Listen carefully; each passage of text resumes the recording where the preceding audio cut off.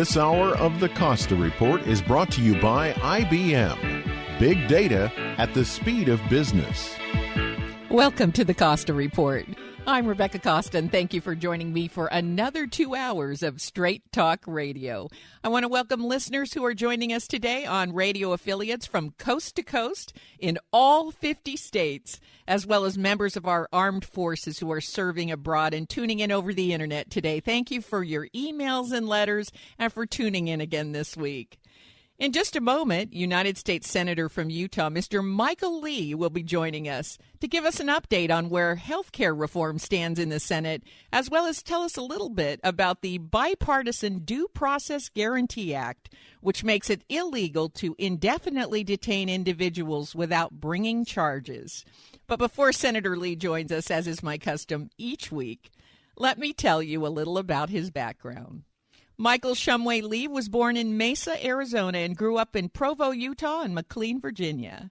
He earned his undergraduate and law degrees from Brigham Young University. After graduating from law school, Lee clerked in the U.S. District Court for the District of Utah, followed by becoming a clerk for future Supreme Court Justice Samuel Alito. He entered private practice in Washington, D.C. until 2002, when he returned to Utah to work as Assistant U.S. Attorney of Utah. Then from 2005 to 2006, Lee served as general counsel for Utah Governor Jon Huntsman, after which he returned to private practice again. In 2010, Lee threw his hat in the ring as the Republican Party nominee for the U.S. Senate, and he prevailed. He easily won re-election for a second term, and it's no secret why. Lee is one of the few senators who has been able to pull together bipartisan support for his initiatives, and he is here to talk about one of those initiatives. I also want to add that Senator Lee has a new book out, which is hot off the presses. The book is titled Written Out of History, The Forgotten Founders Who Fought Big Government. For anyone who's a scholar of American history, this is a must-read, folks. We're going to hear more about these forgotten founders later in today's program. It's my pleasure to welcome to the Costa Report United States Senator from Utah and best-selling author, Mr. Michael Lee. Welcome, Senator. Thanks so much. It's great to be with you. Now, before we jump into your book, I was wondering if you could give us a little update on where the health care reform bill stands in the Senate. As you know, the House struggled to pass the new American Health Care Act, and the CBO has since indicated that in addition to reducing health care costs by $120 billion in one decade, the House bill would cause 23 million Americans to lose their coverage. You recently made a comment that the House bill has to essentially be rewritten by the Senate. Can you tell us what specific areas of the House bill are being looked at? Look, aside from everything else, the form in which it was written could run afoul of some of the Senate procedures.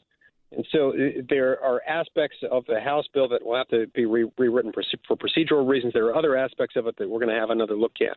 One of my concerns with the House bill is that it didn't do enough to undo what I regard as being at the heart of the escalating cost of health care in the last few years since the ACA's passage, which was the Affordable Care Act's injection of a number of federal regulatory requirements into an interstate insurance market. That is the centerpiece of Obamacare, and that's a large part of why healthcare prices have risen so sharply. We've got to have a better regulatory framework, one that can inject more free market principles and federalism into the system if we're going to bring down the cost of healthcare. So you're saying that the House bill didn't go far enough in allowing insurance companies to offer coverage in more than one state, as an example? That is an example. Selling insurance across state lines would be a welcome addition to this. Anything we can do to increase competition will be good for the American healthcare consumer, because when we introduce competition, we tend to bring down prices and we tend to improve quality. That's what the American people desperately need right now, and they deserve that. Now, I don't want to oversimplify, but the health care reform bill seems to depend on two things. The first is getting more competition in order to drive prices down. But the second is getting more younger and healthier folks to subscribe in order to counteract the cost of caring for those who are ill. How will the Senate adjustments deal with that? Look, my hope is that the changes we make will bring about a lowering of the cost of health care generally, such that people will want to buy it. The federal government can't make every decision for every person. Bad things tend to happen when we try to pretend otherwise. But it can promote competition, or at least remove federal regulatory impediments to competition in a way that will make it more affordable. I think more people would buy insurance. Hello? People, if it were more affordable. Mm-hmm. So the idea here is if you bring the price down, you'll get more participation from healthy folks. Yes, exactly. Mm-hmm. Mm-hmm. Now, the House added an $8 billion provision to cover those with pre-existing conditions, but according to the CBO, that didn't do much. So what's the best way to deal with high risk and the high cost of enrolling citizens with pre-existing conditions? Look, there are a lot of ways that this could be approached, and I'm not ready to forecast exactly where the Senate bill is going to go, but I will add this. I think it's folly to assume that every time there is a need for government to intervene, that it necessarily needs to be this government, meaning the government based in Washington, D.C. There are immense differences in this country, politically, philosophically, according to region, according to state. There are also immense differences economically, including economic differences that manifest themselves in the health care industry, differences in the way health care is delivered between one state and another. This makes it particularly appropriate for us to reintroduce the idea of federalism here, the idea that not every decision in our constitutional republic is supposed to be made by the federal government in Washington, D.C. Many of those are supposed to be left to the states. So should there be a national health care plan at all? Or should this be something that should be supported by the federal government and be determined on a state-by-state basis?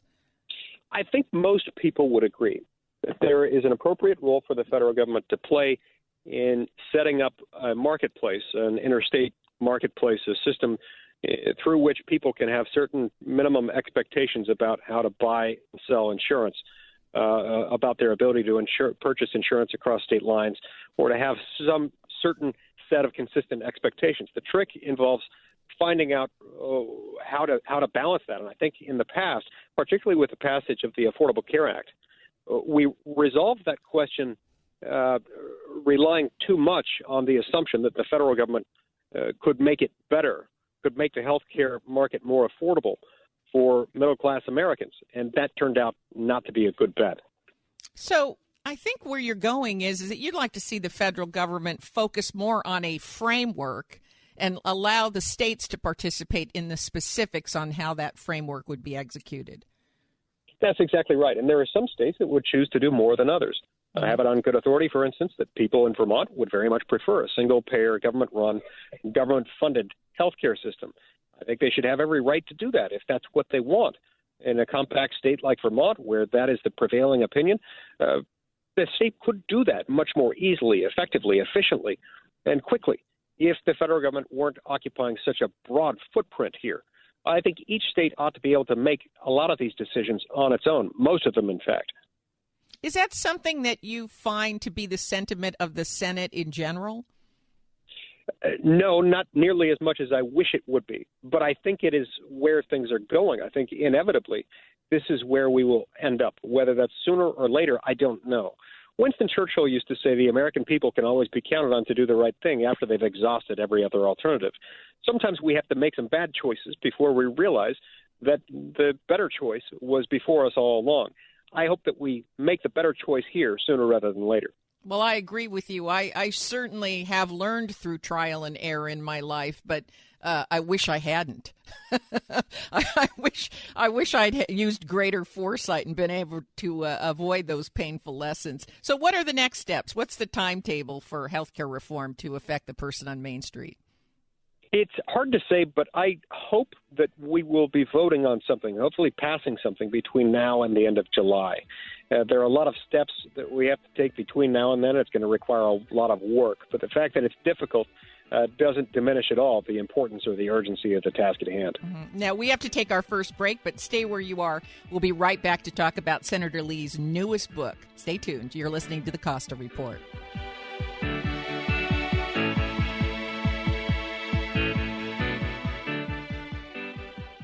Hi, I'm Joan London. If you're worried about your parent or loved one living alone, like I was, and you want reliable senior care information, then call A Place for Mom, the nation's largest senior living referral service. Finding an apartment that was on the courtyard with the view of the trees, the view of the ducks, the stream, the creek, all of that was what I needed. You'll get free information on assisted living, Alzheimer's care, nursing homes, even important financial information. Here's the number. To speak with a local senior living advisor, call A Place for Mom at 800-451-2976. That's 800-451-2976. A Place for Mom is a free service, and you can trust them to help you. So if you're struggling to find reliable senior living information, there's a place for answers, A Place for Mom.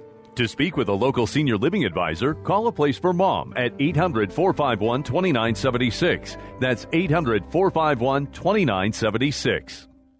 Have you racked up more than $10,000 in credit card debt? Are you barely getting by, making minimum payments? You should know the credit card companies are tricking you into thinking there's no way out. Credit card companies would rather you didn't know that there are ways you can become debt-free and you don't have to pay the entire amount you owe. There are debt relief programs that help people like you escape overwhelming credit card debt. National Debt Relief has helped tens of thousands of people just like you reduce more than $500 million of debt. National Debt Relief has helped so many people they're A-plus rated by the Better Business Bureau. You don't have to declare bankruptcy or take out a consolidation loan. You have the right to settle your debt for a mere fraction of what you owe. Reduce a large portion of your debt now. Call National Debt Relief at 800-314-7417. 800-314-7417. That's 800-314-7417. Every day, I wake up at 5 a.m. to give Dad his medicine. Every day, I wake up at 5 a.m. to give Dad his medicine. At 6 a.m., I make his breakfast. Every day, I wake up at 5 a.m. to give Dad his medicine. At 6 a.m., I make his breakfast. At 7 a.m., I shower. Every day, I wake up at 5 a.m. to give Dad his medicine. At 6 a.m., I make his breakfast. At 7 a.m., I shower. I start laundry at 8. At 10, we go for a walk. Every day, I wake up at 5 a.m. For those dealing with the daily struggles of caring for a loved one, we hear you. That's why AARP created a community with experts and other caregivers for advice, tips, and support.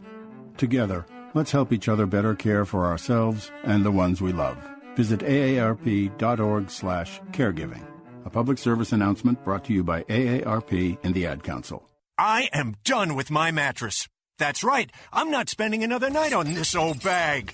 My new mattress comes today, and this thing is out of here. Bye-bye, mattress. Yep. Bye-bye, mattress. So says you and about 1,000 other people every day.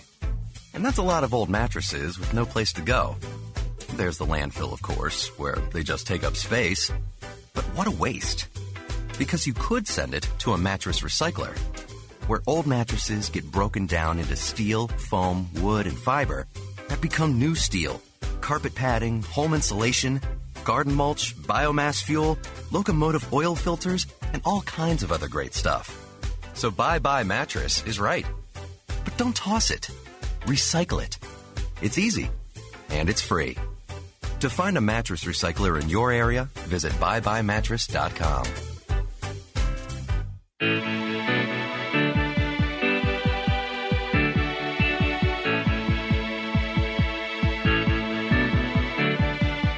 Welcome back to the Costa Report. I'm Rebecca Costa, and my guest today is Senator Michael Lee from Utah. And before the break, we were talking about the status of the health care reform bill in the Senate. Now, I mentioned earlier that you have a new book out, just came out, titled Written Out of History, The Forgotten Founders Who Fought Big Government. And in this book, you bring to light a number of patriots who were instrumental in advancing the radical ideas embodied in the Bill of Rights and Constitution. So first, let me ask you, why don't we know about these people, and how did you learn about disruptors like Mercy Otis Warren? In many cases, we don't know about them because we've chosen not to emphasize them. They're inconvenient in one way or another with our narrative about who the founders were, what their background was, what they looked like. In other respects, they've just been forgotten through time, or in some cases for ideological reasons. People have repressed their memory because it's inconsistent with the narrative that the federal government can solve all of our world's ills, that all of our nation's problems can and should be dealt with at the national government level rather than at a more local level. Now, how did you find them, though? I collect them. I collect these. I look constantly for examples of people who stood out, who stood up for things like federalism and separation of powers, for individuals like Costa, who was an Iroquois Indian chief, little known by most Americans. Most Americans have probably never even heard of him. And yet he's the father of one of the most important features of the Constitution, what became codified in the 10th Amendment, the principle known as federalism, the idea that most power should remain close to the people at the state and local level. This was the product not just of a bunch of old white guys. This was the product of some Native Americans who were part of the Iroquois Confederacy who joined together for this purpose. Costa taught these things to Ben Franklin. Ben Franklin then shared them with the other founding fathers who put it into our Constitution. We've been talking about the values of federalism and versus, allowing the states at the local level to handle things like the execution of a health care program, for example. Lately, and it's been an ongoing concern of mine, Senator, lately the use of executive order has been a little bit disturbing to me, as well as the renaming of things that probably should have been treaties, like the Iran agreement, as an agreement. By simply relabeling things, it seems as though the executive office can now move forward without going through what I consider to be the intended role of Congress. Does that concern you in some way, or is that just, has the press over-exaggerated that? Is that a fantasy of mine? It concerns me a lot, and it concerns me regardless of the letter after the name of the president in question. It concerns me regardless of the political affiliation or ideology of that president, for the simple reason that this was something the founding generation understood and understood well. Look, at the time of the Constitutional Convention, there was not a single delegate to that convention who believed anything other than that George Washington would be our first president. They loved George Washington. They revered him. They respected him. They almost worshipped him. And yet, notwithstanding their great respect for him, they put together a presidency, an executive branch whose powers were limited by, among other things, requirements that any treaties would have to be ratified by the Senate, that any presidential nominees to high positions, to the courts, to cabinet-level positions, for example, would have to be confirmed by the Senate. They wanted to make sure that no one person, one group of people could get too much power. That's why they put these checks and balances in place. And separation of powers is an important principle, but it's one that's been weakened over the course of many decades. Sadly, it's been weakened under the leadership of Democrats and Republicans alike.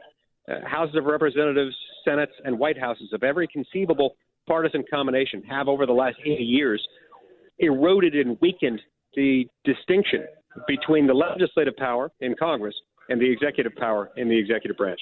But it feels to me more that the weakening has come from the executive office itself. I agree with you. Irrespective of who's been occupying that executive office, it feels as though you can just, by simply not calling something a treaty, calling it an agreement, or just deciding that something's in the interest of national security. There's so many ways to circumvent going through congressional procedure.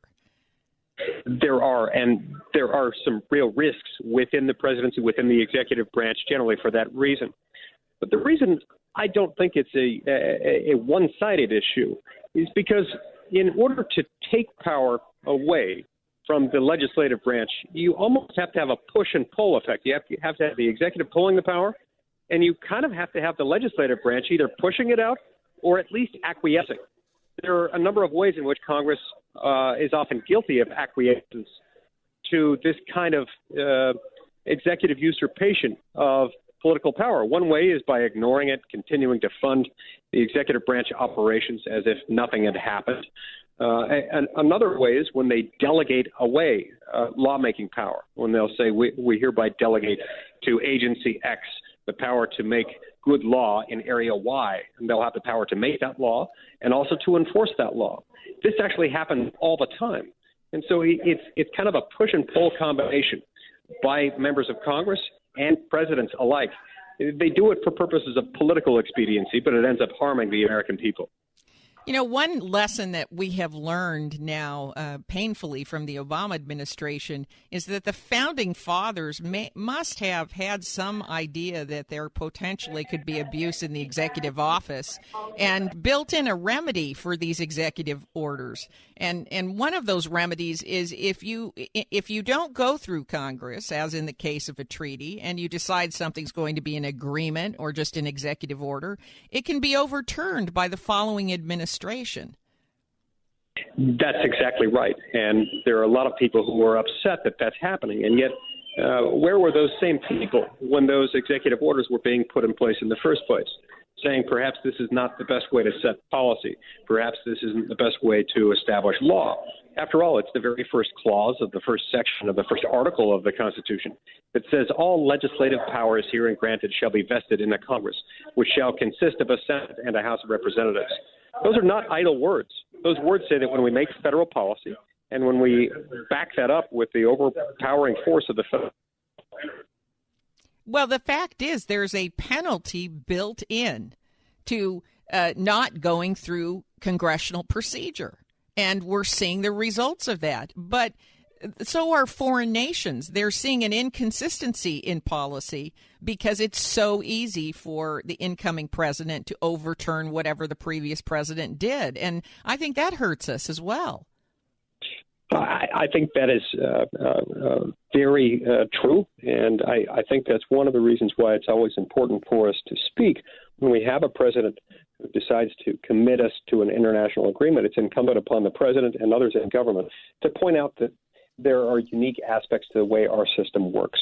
And among those unique aspects is the fact that in order to bind the United States government to a perpetual international agreement, that takes a treaty, and a treaty takes ratification. That takes a 2/3 supermajority vote in the Senate. Right. And had we gone to a treaty, it would not be so easy or so convenient to undo whatever foreign policies that we do establish.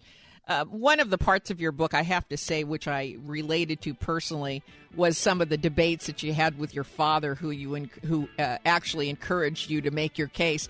And he must have done a very good job, because I'll tell you, in this book, written out of history, you do make a very compelling case for the people that were written out of history who we owe a debt of gratitude for our Constitution. We'll be right back after these important messages. You're listening to the Costa Report. I'm here today with Scott Caraccioli of Caraccioli Cellars. Scott, we keep hearing about the wines that are being developed in Monterey County. How would you describe the climate conditions for grapes? Monterey County has a lot of little pockets that give you the opportunity to grow a variety of grapes. It comes down to the match of location and climate with the varietal that you're going to grow. And where we grow in the Highlands, it's prototypical cool climate. We're even in the northern side of the Highlands. So that is ideal for both Pinot and Chardonnay. Chardonnay strives really well in a lot of our county, as well as Pinot, but I would say that this is the most optimal location. You get wind, you get sun exposure. The benches come off of the inland side of the coastal mountains. It's an optimal position. You can order any of our products directly from us by visiting our website, caraccioliCellars.com, or calling the tasting room directly, 831-622-7722. I'm Paul George of the Indiana Pacers. When I was 6, I had one thing on my mind. When I was 6, my days were spent playing basketball every chance I could. When I was 6, my dream was to make it to the NBA.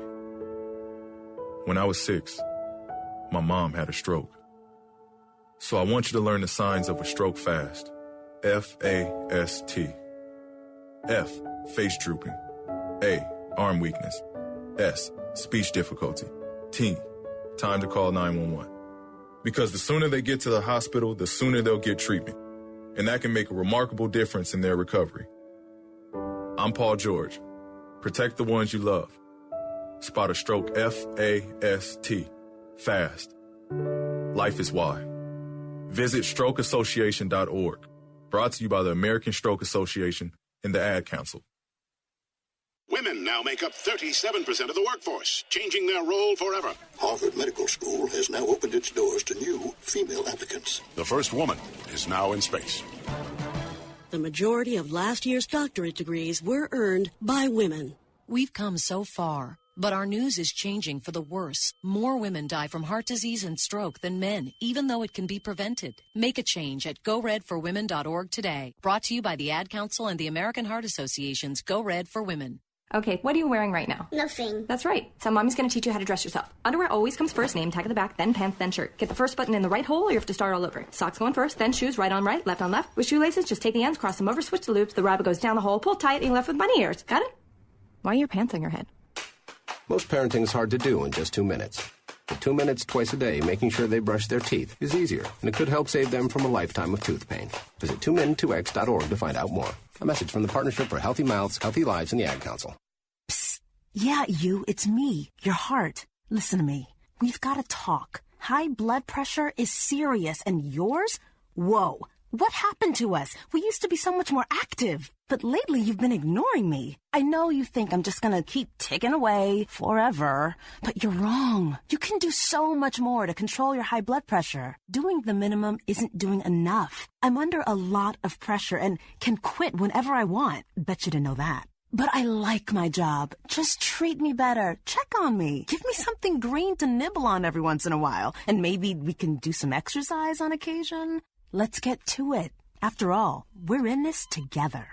Listen to your heart. Don't let it quit on you. High blood pressure can lead to a stroke, heart attack, or death. Get your blood pressure to a healthy range before it's too late. Find out how at heart.org/blood pressure. Check, change, control. A message from the American Heart Association, the American Stroke Association, and the Ad Council.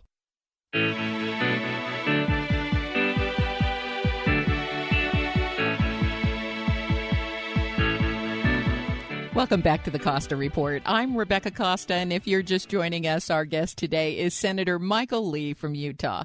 And we've been talking about his newest book titled Written Out of History, which is a must-read for listeners who are interested in the origins of many of the ideas which have formed the basis of the American Constitution. Now, Senator, you have been doing much more than writing about the Constitution. You have also been busy making certain that the values and the rights expressed are restored. And along those lines, you and Ted Cruz joined with Dianne Feinstein and Sheldon Whitehouse and other Democrats to sponsor the Due Process Guarantee Act. And if ever there was a bill which was designed to strengthen our commitment to the Constitution and Bill of Rights, well, in my view, this bipartisan bill should have been front page news. So I want to try to fix that. Tell us about the Due Process Guarantee Act. First of all, thank you for asking about the Due Process Guarantee Act. I always welcome the opportunity to discuss this because it's one of the more important pieces of legislation I've worked on in this Senate. I got together with my friend and colleague Dianne Feinstein a few years ago.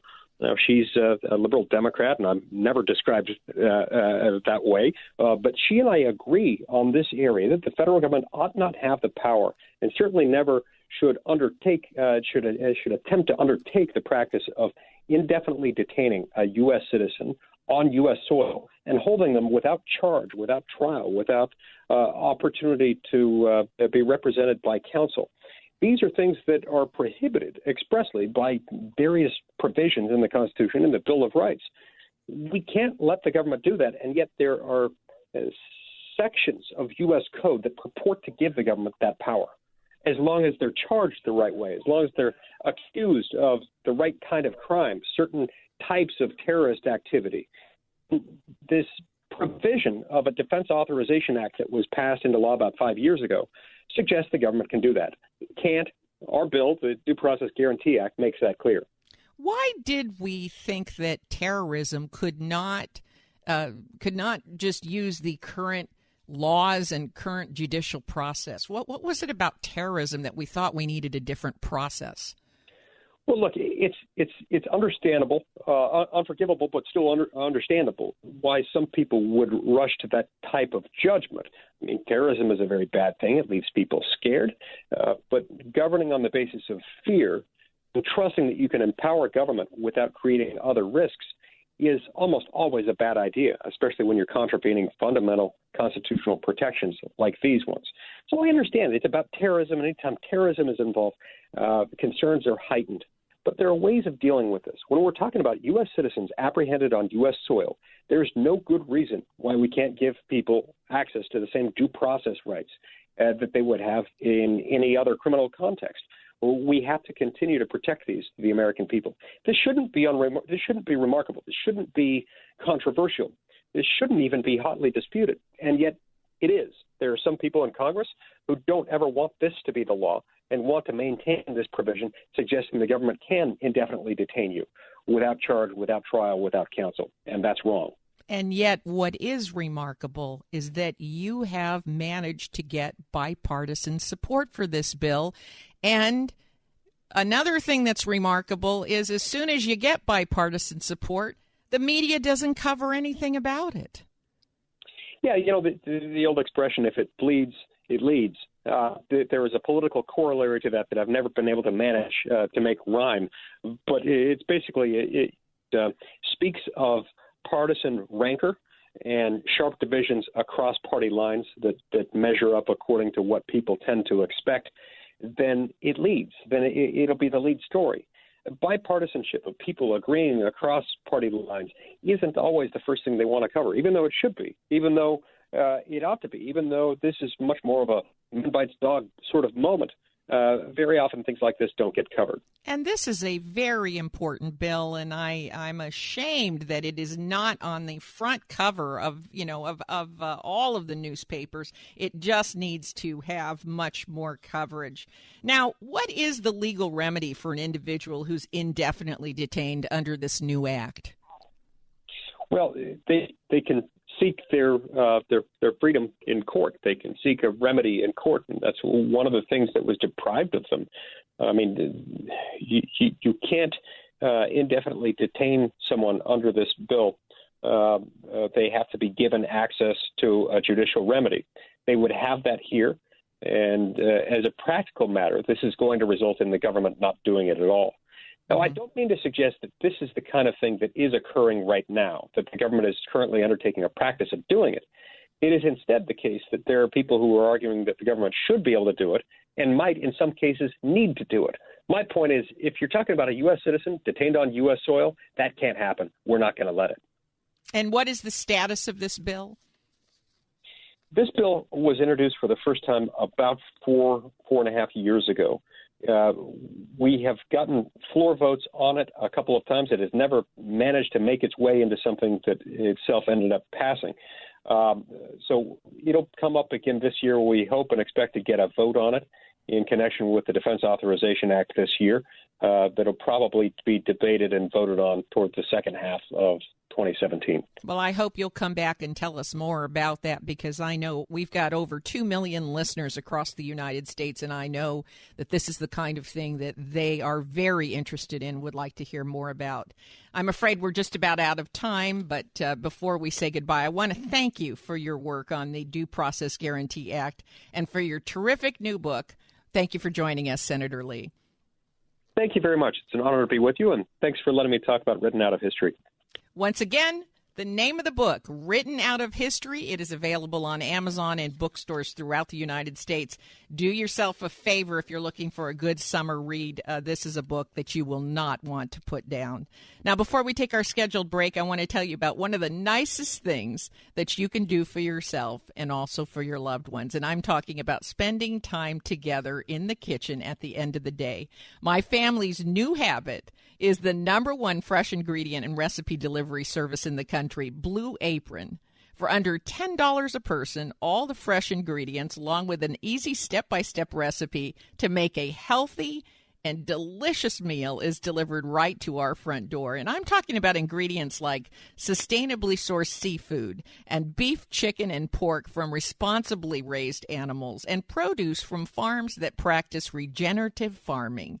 What's more, from box to table, these yummy recipes take less than 40 minutes to make, which is why so many couples and families rely on Blue Apron for dinner. It's one way to get the entire family working together in the kitchen. It's no wonder that families that use Blue Apron are 3 times more likely to cook at home. Blue Apron offers such a wide variety of meals that even the pickiest eaters in your family are going to find something to cheer about. Choose from meals like warm smoked trout and asparagus salad with fingerling potatoes and garlic croutons, or spiced zucchini enchiladas with creamy lime and tomato rice. Or here's my favorite, and if you have a chance, try this, peach honey glazed chicken with mashed sweet potatoes, collard greens, and Thai basil. That's a meal that'll please any palate, I'll tell you. Thai and Southern cooking combined. Who knew? Who knew it would work? Check out Blue Apron's menu for yourself, and you'll be surprised and delighted at the variety that you'll find there. And right now, Blue Apron is offering 3 free meals, including free shipping, when you go to blueapron.com/Costa. My last name, Costa. You'll love how it feels and tastes to create incredible home-cooked meals with Blue Apron, so don't wait. Don't wait until this offer isn't available anymore. I get a lot of people calling me about other offers that we offered a few months ago, and I can't do anything about that. You can complain all you want, but once the sponsor cuts the offer off, that's it. So go to blueapron.com/Costa. Make sure you put in the /Costa to get those 3 delicious free meals with free shipping. One more time, that's blueapron.com/Costa. And now it's time to take our regular program break. When we come back, I'm going to tell you why you're not hearing more about the Due Process Guarantee Act that comes up for vote this year anywhere else but right here on the Costa Report. Stay tuned. We'll be right back. You're listening to the Costa Report.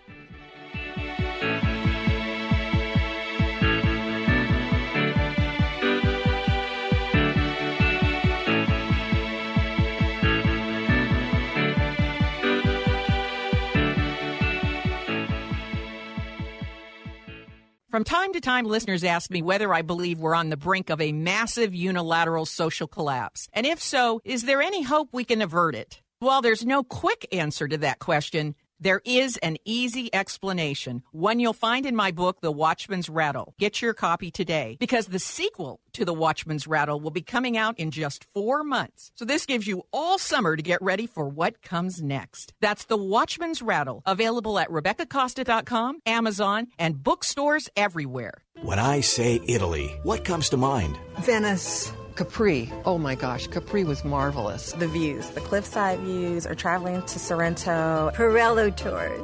Oh, Pirello Tours, for sure. Pirello. Hi, I'm Steve Pirillo of Pirillo Tours. With over 70 years of tour experience to Italy, it's no wonder Pirillo Tours is synonymous with travel to Italy. I think of the culture, and to walk up to certain areas and touch a wall and think, well, this wall's like 3,000 years old. Being on a Pirillo tour on our anniversary was better than anything I can remember ever on an anniversary. I personally approve every itinerary to ensure a stress-free, once-in-a-lifetime vacation. Salute! Call now for your free insider's guide to Pirillo's Italy.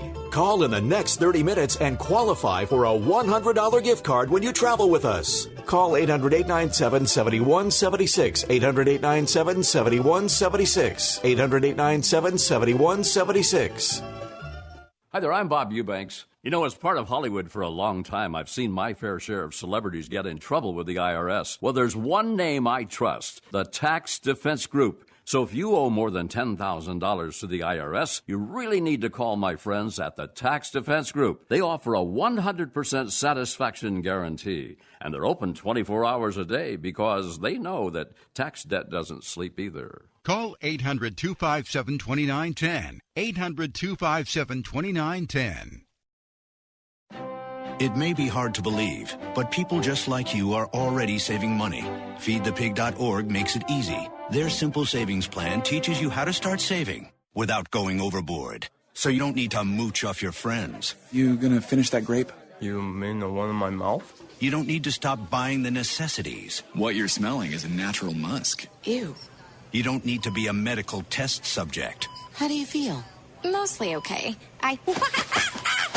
Sometimes, though.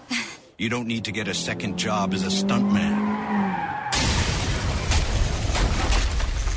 We need a new stuntman. Let's break for lunch. You just need an internet connection. Don't get left behind. Start your personal savings plan with the tips and tools on feedthepig.org. That way, you don't need to sell your soul to the devil. $15 is the best I can do. All right, deal. Brought to you by the American Institute of CPAs and the Ad Council. Hey, America. We need to have a little talk. I don't know if you've noticed, but we got a lot of food in this country. A lot of peaches, a lot of corn, a lot of apples, a lot of everything. We've got so much food that we can't even eat it all. So if we got all this extra food, how are 17 million kids in America struggling with hunger? I just don't get it. That's why the Feeding America nationwide network of food banks gathers surplus food and gets it to the hungry kids who need it. They can get you food even if you live in Idaho or Alaska or somewhere crazy like that. This isn't complicated. We got extra food and we've got hungry kids. Feeding America's done the math. Now it's your turn. Support Feeding America and your local food bank at feedingamerica.org. I know you got internet on your phone, so what are you waiting for? We can't do it without your help. Brought to you by Feeding America and the Ad Council.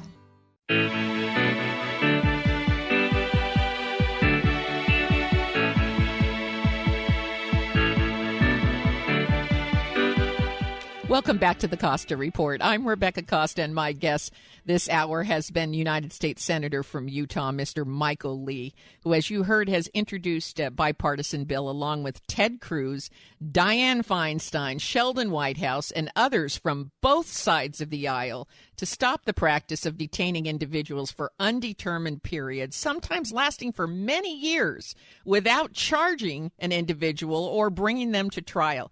Now, this bill is called the Due Process Guarantee Act. It comes up for vote this year, and I am betting, and I'm not a betting woman, but I'm betting that you have not heard one thing about this bipartisan bill anywhere else but here on the Costa Report. And the reason for this is the media is so polarized and so intent on fanning the flames of opposition that they don't want to cover anything that's not controversial.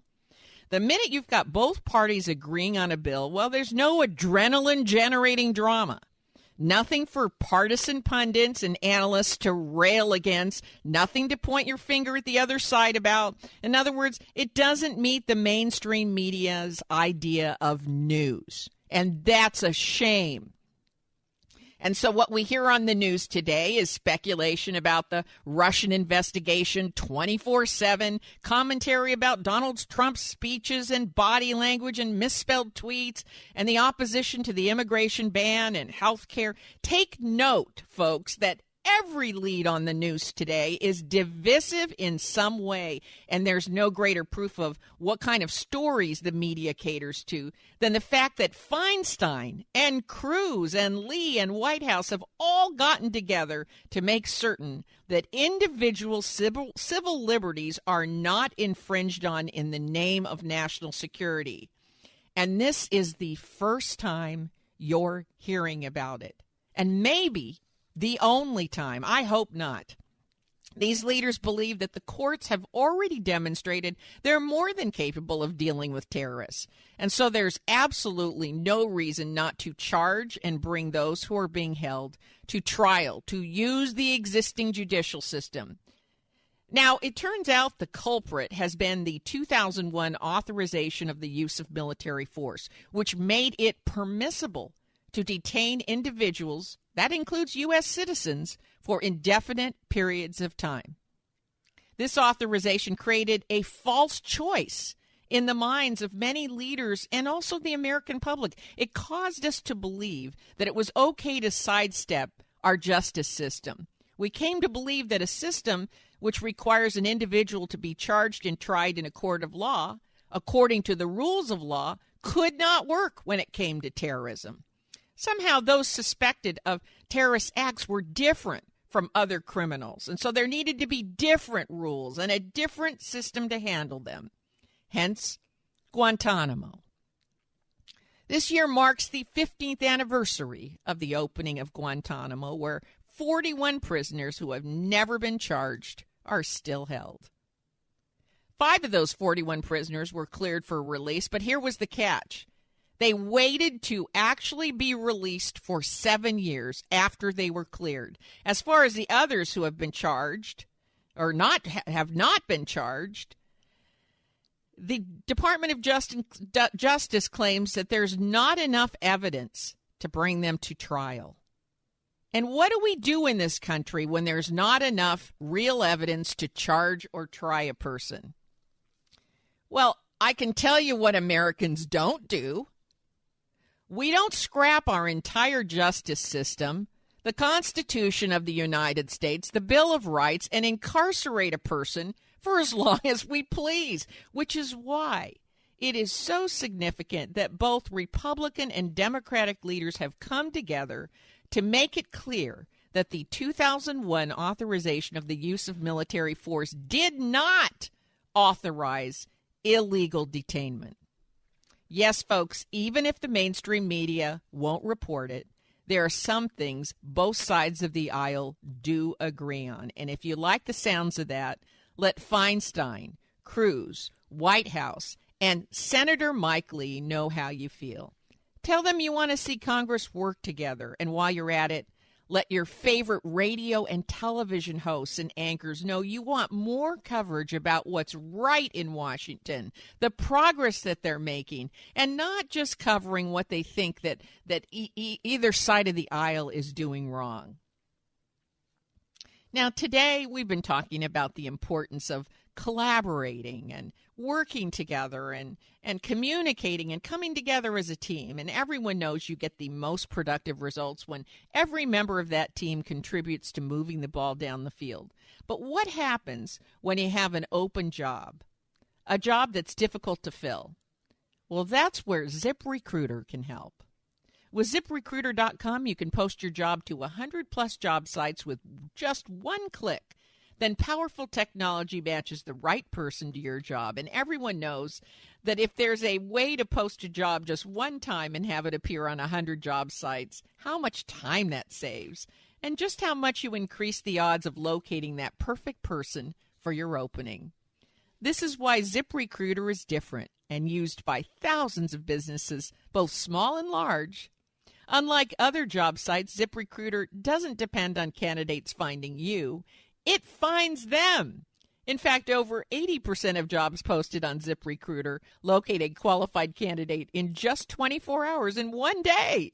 So ZipRecruiter is not only thorough, it's also fast. No more juggling emails or calls to your office. Simply screen, rate, and manage candidates all in one place with ZipRecruiter's easy-to-use dashboard.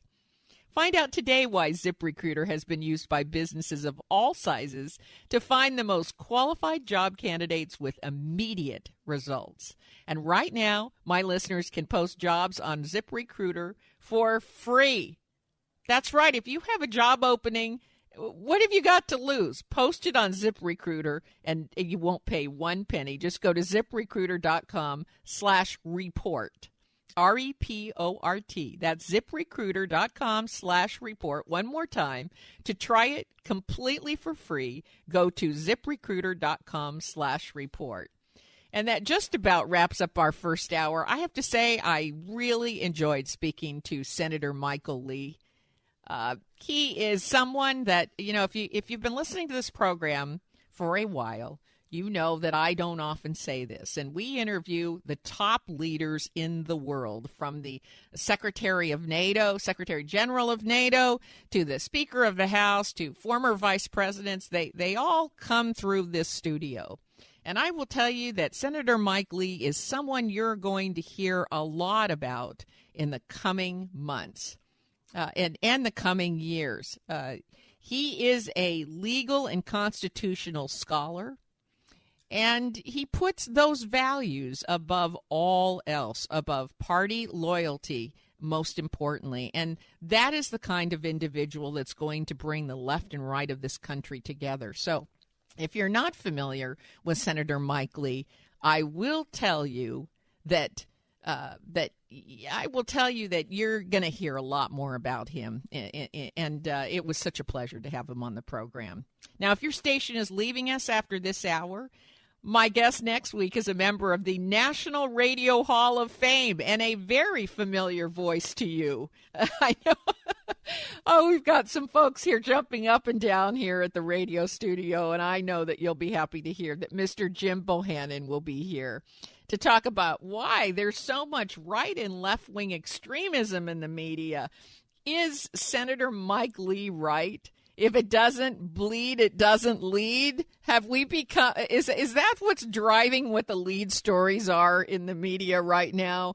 Really, I have to tell you, I am so disappointed that the main story this last week was Donald Trump's misspelling in a tweet.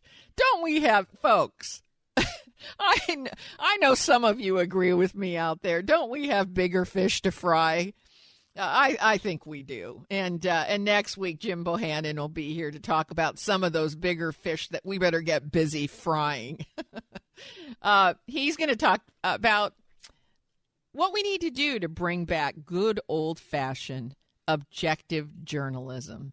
And I have to, maybe I'm just wistful, but I think there's an opportunity, particularly in the current climate, to bring back objective journalism, the kind of journalism that you want to hear, the kind that reports the information that you got today only on this program. So don't miss Jim Bohannon next week, right here on the only news program that puts policy ahead of politics. You're listening to the Costa Report.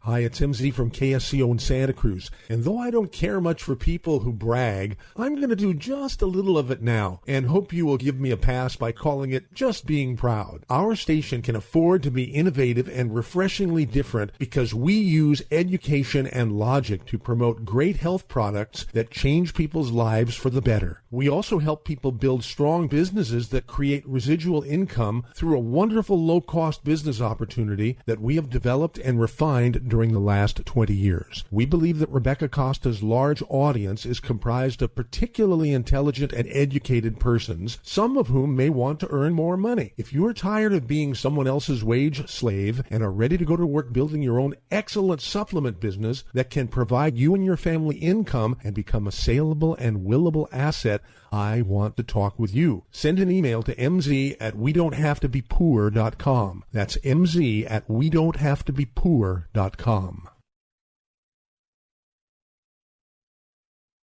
Unexpected reactions to smart financial decisions brought to you by feedthepig.org.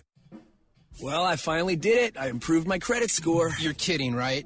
No. How are we supposed to be the bad boys of electro-synth pop if you're out there being responsible? The band is about to be discovered. This is our year. Yeah, you've been saying that for a while now. You think anyone in the Rock and Roll Hall of Fame was worried about their credit score? I never really thought that. Of course they weren't. Rock stars aren't supposed to think about that kind of stuff. We're supposed to think about how many guitars we've smashed, write aggressively sensitive power ballads, start questionable fashion trends, tragically break up and blame creative differences. All right, I thought maybe it was time to take control of my finances, Start using a budget, get out of debt, set some goals. A budget? Debt? Set some goals? Listen, I knew that we'd have our creative differences, but I was hoping they'd involve a little more scandal. When it comes to financial stability, don't get left behind. Get tools and tips for saving at feedthepig.org. This message brought to you by the American Institute of CPAs and the Ad Council. The Costa Report is now heard in all 50 states on fine radio stations, including this one.